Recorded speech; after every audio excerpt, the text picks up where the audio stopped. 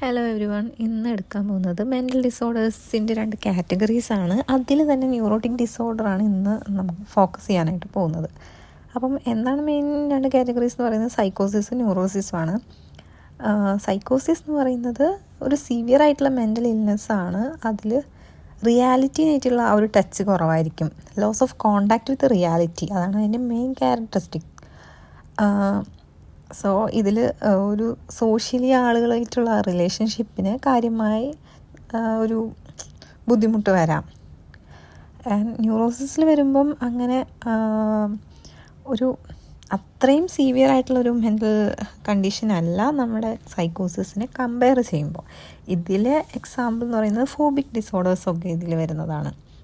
ഇവിടെ എന്ന് പറയുമ്പോൾ ഡെലൂഷനും ഹാലുസിനേഷനും ഒന്നും ഉണ്ടാവില്ല. എന്നാൽ സൈക്കോസിസിൽ ഡെലൂഷനും ഹാലുസിനേഷനുള്ള ചാൻസൊക്കെ കൂടുതലാണ്. പിന്നെ ന്യൂറോസിസ് എന്ന് പറയുമ്പം കുറച്ചും കൂടി ഈ ഒരാൾക്ക് മാനേജ് ചെയ്യാൻ പറ്റും. സൈക്കോസിസിനെ അപേക്ഷിച്ച് നോക്കുമ്പോൾ സൈക്കോസിസ് ആകുമ്പം അവനക്ക് തന്നെ മാനേജ് ചെയ്യാനായിട്ട് ബുദ്ധിമുട്ടായിരിക്കും. അവിടെ സൂയിസൈഡൽ ടെൻഡൻസി ന്യൂറോസിസിനെ അപേക്ഷിച്ച് നോക്കുമ്പം വളരെ കൂടുതലായിരിക്കും സൈക്കോസിസിലുണ്ടാവുക. അതുകൊണ്ട് തന്നെ ഹോസ്പിറ്റലൈസേഷൻ ഇമ്പോർട്ടൻ്റ് ആയിട്ട് വരും സൈക്കോസിസിൽ.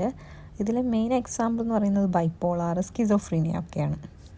ICD-10 പ്രകാരം ന്യൂറോട്ടിക് ഡിസോർഡറിൽ വരുന്ന കാര്യങ്ങൾ എന്തൊക്കെ ക്ലാസിഫൈ ചെയ്തിട്ടുള്ളതെന്ന് വെച്ചാൽ ഫോബിക് ആങ്സൈറ്റി ഡിസോർഡേഴ്സ്, അത് anxiety disorder, obsessive compulsive disorder, ഇതെല്ലാം ന്യൂറോട്ടിക്കിൽ വരുന്ന അതാണ്. അതായത് ഇത്രയും ടൈപ്സ് ആയിട്ടാണ് ക്ലാസിഫൈ ചെയ്തിട്ടുള്ളത്. ഇനി നമുക്ക് ആങ്സൈറ്റി ഡിസോർഡേഴ്സ് എന്താണെന്ന് നോക്കാം. ആങ്സൈറ്റി ഡിസോർഡർ എന്ന് പറയുന്നത് ഒരു ഇറാഷണൽ ഫിയറാണ്. അൺറിയലിസ്റ്റിക് ആയിട്ടുള്ള ഇറാഷണൽ ഫിയർ ആ ഒരാളിൽ ഉണ്ടാവും.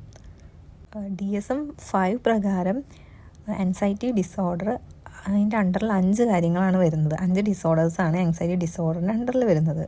Specific phobia, social anxiety disorder, അല്ലെങ്കിൽ അതിനെ സോഷ്യൽ ഫോബിയ എന്ന് പറയും, panic disorder, agoraphobia, generalised anxiety disorder. അതിൽ ആദ്യത്തെ സ്പെസിഫിക് ഫോബിയ എന്താണെന്ന് നോക്കാം. സ്പെസിഫിക് ഫോബിയ എന്താണെന്ന് പറയുന്നതിന് മുൻപ് ഫോബിയ എന്താണെന്ന് പറയാം. ഫോബിയ എന്ന് പറയുന്നത് ഒരു ഫിയറാണ്. അതെന്ന് പറയുന്നത് പേഴ്സിസ്റ്റൻ്റ് ആയിരിക്കും, ഡിസ്പ്രപ്പോർഷനേറ്റ് ആയിട്ടുള്ളൊരു ഫിയർ ആയിരിക്കും. അതിന് സ്പെസിഫിക് ആയിട്ടുള്ളൊരു ഒബ്ജക്റ്റിനോടോ അല്ലെങ്കിൽ ഇതൊരു സിറ്റുവേഷനോടോ ഉള്ള ഒരു ഫിയർ ആയിരിക്കും.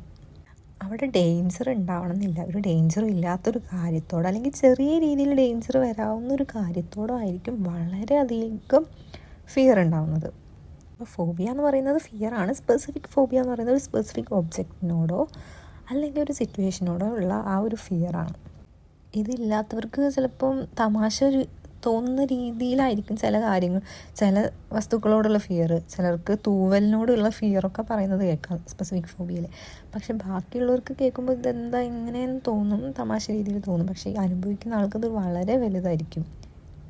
DSM-5 പ്രകാരം ഇതിന് കുറച്ച് ക്രൈറ്റീരിയാസൊക്കെ ഉണ്ട്. അതൊക്കെ ആ ഒരു ക്രൈറ്റീരിയ മീറ്റ് ചെയ്താലാണ് ഒരു സ്പെസിഫിക് ഫോബിയ ഉണ്ടെന്ന് പറയാം. ഡീറ്റെയിൽ ആയിട്ട് നമുക്ക് സ്പെസിഫിക് ഫോബിയ നെക്സ്റ്റ് ക്ലാസ്സിൽ ഡിസ്കസ് ചെയ്യാം. അപ്പോൾ ഇത്രയേ ഇന്ന് എടുക്കുന്നുള്ളൂ. Thank you.